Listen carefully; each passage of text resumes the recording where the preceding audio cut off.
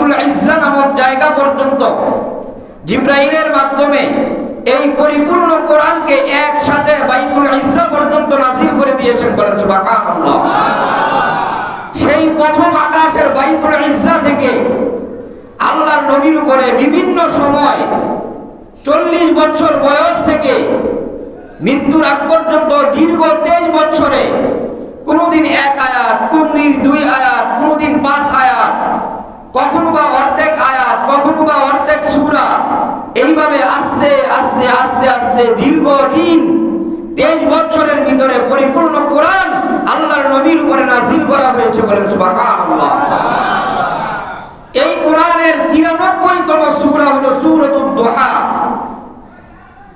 এই 93তম সূরা থেকে আপনাদের সামনে আমি 5টি আয়াত তেলাওয়াত করেছি। আমার নির্ধারিত সময়ের ভিতরে আমি চেষ্টা করব এই সূরার ভিতরে আল্লাহ রাব্বুল আলামিন কি আলোচনা করেছেন, কি ব্যাপারে এখানে আল্লাহ রাব্বুল আলামিন আলোচনা করেছেন সেই বিষয়গুলো আলোচনা করা। আল্লাহ পাক এই সূরার ভিতরে আপনার আমার সবচেয়ে মুহাব্বতের মানুষ বিশ্বনবী হযরত মুহাম্মদুর রাসূলুল্লাহ সাল্লাল্লাহু আলাইহি ওয়াসাল্লামের শান, মান, ইজ্জত, মর্তবা, মর্যাদা আল্লাহ পাক আপনার আমার নবীকে কতটা ইজ্জত দিয়েছেন, সম্মান দিয়েছেন।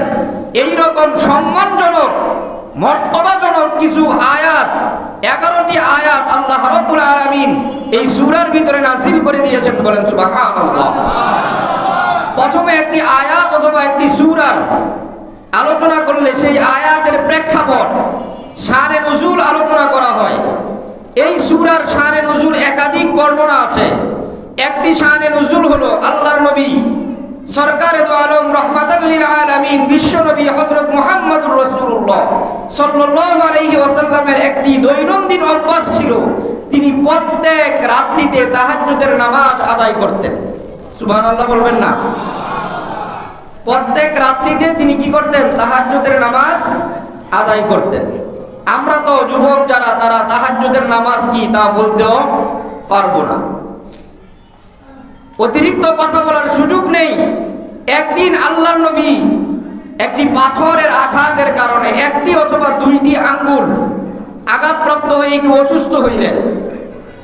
খুব ভালোভাবে বুঝবেন, আল্লাহর নবী যখন তাহাজ্জুদের নামাজে কোরআন তেলাওয়াত করতেন, দিনের বেলা আবু জাহাল, উতবা, সাইবা, আবু লাহাবের বিবি উম্মে জামিল, যারা সারা দিন কোরআনের বিরোধিতা করত, এই কোরআন পৃথিবী থেকে যেন নিশ্চিহ্ন হয়ে যায়, এই কোরআনের আলো যেন মানুষের সিনাকে দখল করতে না পারে, এই কোরআনকে পৃথিবী থেকে মিটিয়ে দেওয়ার চেষ্টা যারা করত, সারা দিন কোরআনের বিরোধিতা করে আল্লাহর নবী তাহাজ্জুদের নামাজের ভিতরে নিজের পবিত্র জবান দিয়ে যখন এই কোরআন তেলাওয়াত করতেন, ও প্রিয় ভাইরা আমার, কাজইনের মুসলমান ভাইরা, একটু কল্পনা করেন, দুনিয়ার সবচেয়ে দামি মানুষটা, দুনিয়ার সবচেয়ে সুন্দর চেহারার মানুষটা, দুনিয়ায় আল্লাহ পাক সবচেয়ে মাধুর্যপূর্ণ কণ্ঠ যেই নবীকে দিয়েছেন, ওই নবী যখন এই কোরআন তেলাওয়াত করত, দাউদ পয়গম্বরের উপরে আল্লাহ পাক জাবুর কিতাব নাজিল করেছেন। জাবুর যখন দাউদ আলাইহিস সালাম তেলাওয়াত করত, তখন আকাশে উড়ন্ত পাখিগুলো দাউদ পয়গম্বরের এই জাবুর তেলাওয়াতের জন্য উড়ন্ত পাখিগুলো নিচে বসে যাইত। বলেন সুবহানাল্লাহ। এখন আপনার আমার নবী, আল্লাহ পাক এত মায়া করে যেই নবীকে সৃষ্টি করেছেন, যেই নবীর কণ্ঠের সাথে কারো কণ্ঠ তুলনা করা যায় না, যেই নবীর চেহারার সাথে কারো চেহারা তুলনা করা যায় না, সেই নবী যখন গভীর রাত্রিতে আল্লাহ পাকের সামনে দাঁড়িয়ে কোরআনের তেলাওয়াত করত, ওই কোরআনের তেলাওয়াতগুলো শোনার জন্য যারা সারাদিন এই কোরআনের বিরোধিতা করত, তারা আল্লাহ নবীর ঘরের চারপাশে একত্রিত হয়ে কোরআনের তেলাওয়াত শুনতো। বলেন সুবহানাল্লাহ। সূরা লাহাব যেই নাযিল হয়েছে, আবু লাহাবের বিবি ছিল, নাম হলো উম্মে জামিল। কি নাম? উম্মে জামিল একদিন এশার পরে আসলেন। কেন? আল্লাহর নবী কখন কোরআন থেকে তেলাওয়াত করবে, ফজর পর্যন্ত অপেক্ষা করলেন। আল্লাহর নবী কোরআন তেলাওয়াত করেন নাই, তাহাজ্জুদের নামাজ পড়তে পারেন নাই, কারণ ওই যে পাথরের আঘাতে একটু অসুস্থ হইলেন। দ্বিতীয় দিন আবার আসলেন, দ্বিতীয় দিন এসেও ফজর পর্যন্ত অপেক্ষা করলেন।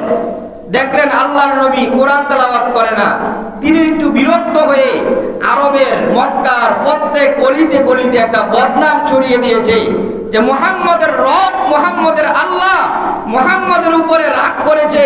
রাগ করে মুহাম্মদের উপরে যে কোরআন নাজিল হয়, ওই কোরআন নাজিল হওয়া বন্ধ হয়ে গেছে। মুহাম্মদকে ছেড়ে দিয়েছে, মুহাম্মদকে ত্যাগ করেছে।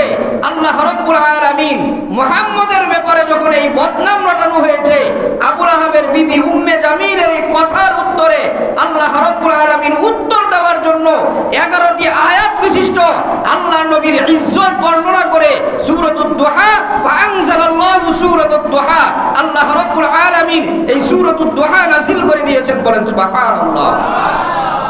আসেন আমরা শুনি যে আল্লাহ পাক এই সূরার ভিতরে কি বলেন। আল্লাহ পাক প্রথম কসম করে বলেন ওয়াদ দুহা ওয়াল লাইলি ইযা সাজা মা ওয়াদ্দাকা রাব্বুকা ওয়া মা ক্বালা।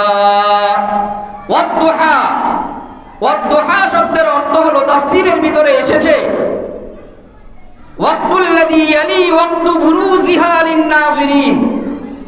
ওয়াদ দুহা আই আউয়ালুন নাহার, সকালবেলা ফজরের পর মুসল্লি পূর্ব আকাশে ডিমের কুসুমের মতো যে সূর্য দেখে, যে সূর্যের ভিতরে তেমন কোনো প্রখরতা নাই, রৌদ্র নাই, সকালবেলার ওই সূর্যের কসম। ওয়াল লাইলি ইযা সাজা আই ইযা সাকানা, ওই রাত্রির কসম যেই রাত্রি একেবারে নিগুর কালো হয়ে যায়, স্তব্ধ হয়ে যায়। গভীর রজনীর কসম, আল্লাহ পাক বলেন সকালের সূর্যের কসম, গভীর রাত্রির কসম। মুফাসসিরিনে কেরাম বলেন এখানে সকালবেলার সূর্য দিয়ে সারাদিন উদ্দেশ্য, দিনের কসম, রাত্রির কসম। মা ওয়াদ্দাআকা রাব্বুকা ওয়া মা ক্বালা। ও মুহাম্মদ, ওরা কি বলে আমি নাকি আপনাকে ছেড়ে দিয়েছি, আমি নাকি আপনাকে ভুলে গেছি, আমি নাকি আপনাকে ত্যাগ করেছি। মা ওয়াদ্দাআকা রাব্বুকা ওয়া মা ক্বালা ওয়াদ দুহা ওয়াল লাইলি ইযা সাজা। ও বন্ধু মুহাম্মদ, আপনি জানিয়ে দেন দিনের কসম, রাত্রির কসম, 24 ঘন্টার কসম, 24 ঘন্টার ভিতরে একটা সেকেন্ডের জন্য আপনার রব আপনাকে ত্যাগও করেন নাই, আপনার রব আপনার উপরে রাগও করেন নাই। বলেন সুবহানাল্লাহ। এটা এক নাম্বার তাফসীর। দুই নাম্বার ওয়াদ দুহা, ওয়াদ দুহা দিয়ে আল্লাহ রাব্বুল আলামিন আল্লাযী কাল্লামাল্লাহু ফীহি বিমূসা, ওই সময়ের কসম যেই সময় মূসা আলাইহিস সালাতু ওয়াস সালাম তুর পাহাড়ে গিয়ে স্বয়ং আল্লাহর সাথে যেই সময়টায় কথা বলতো। আপনারা মূসা আলাইহিস সালাতু ওয়াস সালাম আল্লাহর নবীর সাথে যে কথা বলতো আমরা জানি না? আল্লাহ পাক বলেন ওয়াদ দুহা আই আল্লাযী কাল্লামাল্লাহু ফীহি বিমূসা, মূসা পয়গম্বর তুর পাহাড়ে গিয়ে আল্লাহর সাথে যে কথা বলতো ওই সময়ের কসম। ওয়াল লাইলি ইযা সাজা আই লাইলাতুল মিরাজ, মিরাজের রাত্রির কসম, যেই রাত্রি দিয়ে আল্লাহ রাব্বুল আলামিন আল্লাহর নবীকে উম্মে হানির ঘর থেকে উম্মে হানির ঘরে শোয়া ছিলেন। এক পাশে আপন চাচা হযরত আমির হামজা ছিল, আরেক পাশে হযরত আলী রাদিয়াল্লাহু তাআলা আনহু ছিল। মাঝে আল্লাহর নবী ঘুমন্ত অবস্থায় ছিলেন। জিবরাইলকে পাঠাইয়া ঘুমন্ত অবস্থা থেকে জাগ্রত করলেন।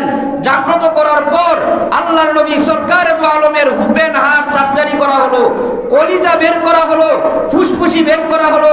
আল্লাহর নবীর কলিজা বের করে জান্নাত থেকে পানি আনা হলো।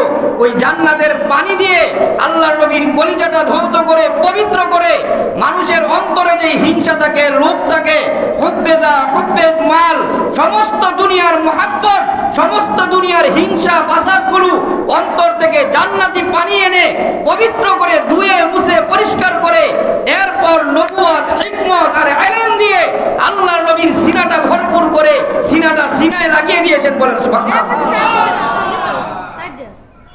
আল্লাহ পাক বলেন ওয়াদ দুহা ওয়াল লাইলি ইযা সাজা, আমি তোমাকে বাইতুল্লাহ থেকে বাইতুল মুকাদ্দাস নিয়েছি। বাইতুল মুকাদ্দাসে আযান দেওয়া হলো। বাইতুল মুকাদ্দাসে আযান দেওয়ার পর যখন বাইতুল মুকাদ্দাসে আল্লাহর নবী প্রবেশ করলেন, গিয়ে দেখেন লাইলাতুল মিরাজের ভিতরে দুনিয়ার কোনো মুসল্লির কাতারে নাই। আদম পয়গম্বর থেকে নিয়ে